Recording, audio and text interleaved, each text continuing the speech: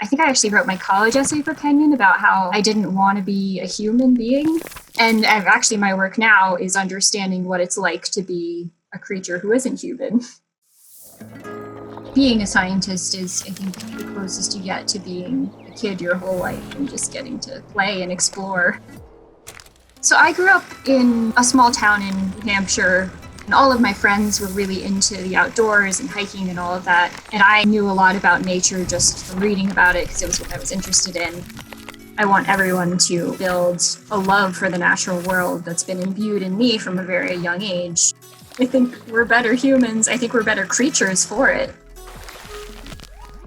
In high school, I kind of moved a bit away from science. I was doing a lot of theater. I was doing a lot of writing. So you get boxed into this is my one thing and this is what I want to do. And then you get to Kenyon where that kind of diverse curiosity is really encouraged. And you can realize, oh, I can be multiple things.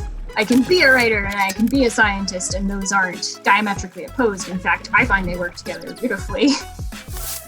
I think good science is really like good storytelling. Even when we're writing, say, a paper for a scientific journal, it's really about building this story of your work, which is, here's something we don't know, here's the way we went about figuring it out, here's what we've learned.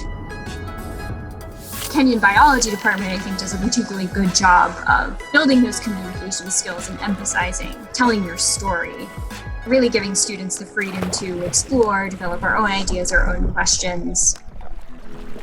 As a kid, there are all of these moments of discovery and just fascination in doing science. I get to keep having those moments of this is something entirely new. That's one of the coolest things I think about being in biology is we get to study things that are so much beyond our experience of the world.